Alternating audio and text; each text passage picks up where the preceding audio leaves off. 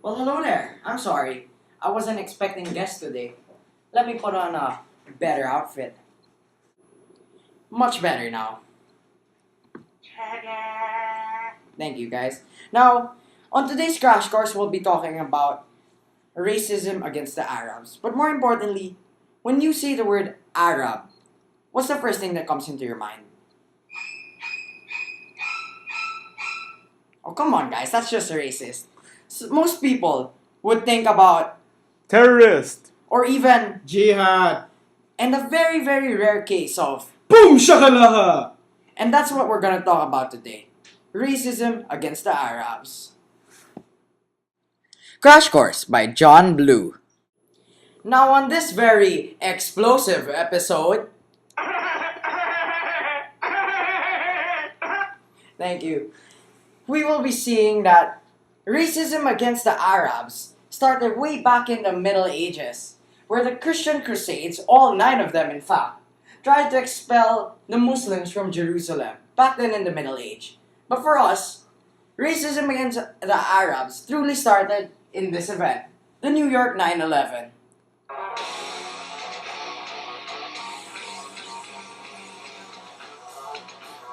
Here in the New York 9/11, we can see 2 planes crashed into the World Trade Center, and up to now, it's still not rebuilt. Now, that has been the cause of a lot of racial slur over the past years, and yesterday we celebrated its 11th year of what happened.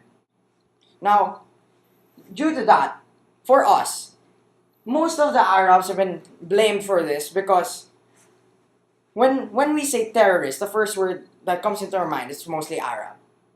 But this is not true. Because not all Arabs are the cause of these events and these events as well. Because the truth is, Arabs are just like all of us. They're all normal people just like us. Ooh, new body. It's nice. So, anyways, to prove that the Muslims or the Arabs are actually not all violent people, we actually got a historical example, and that's Saladin. And no, that's not Aladdin right there. So you see this guy riding the camel. Yeah, that's him. So basically, in the past, he was this Muslim leader who was the leader of the Arabs during the Third Crusade, and well, he was very well known and very well respected for being a very merciful leader. Like for example, in the Battle of Hattin, when the Muslims actually when the Muslims or Arabs actually took control of Jerusalem again, they actually allowed Christian pilgrims to just live there. They didn't pillage it. They didn't loot the people or anything. They just allowed them to live there peacefully. Contrary to what the Christians did, like how many years before that, where they actually slaughtered so many Muslims when they captured it. They pillaged their stuff.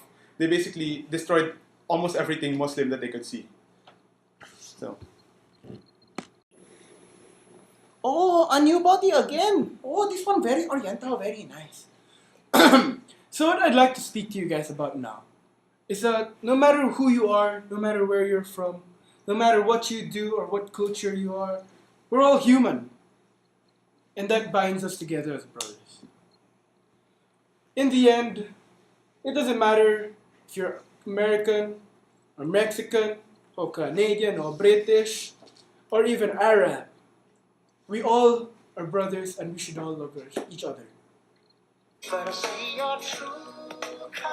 This was evident in this August 14, 2013, Egypt. A bunch of Christians went to church despite knowing there was a war going on outside. To protect them, Muslims from all over the place joined together, hand in hand, to protect their Christian brothers from all the terrorists outside.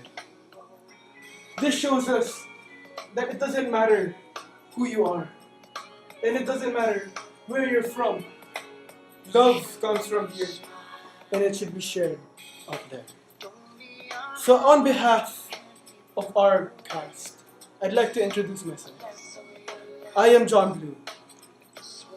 And I'm John Blue. And I am John Blue.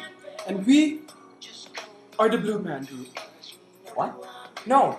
And we would like to Thank you for listening. Introducing our amazing cast for this video. Johan Lam, Justin Bautista,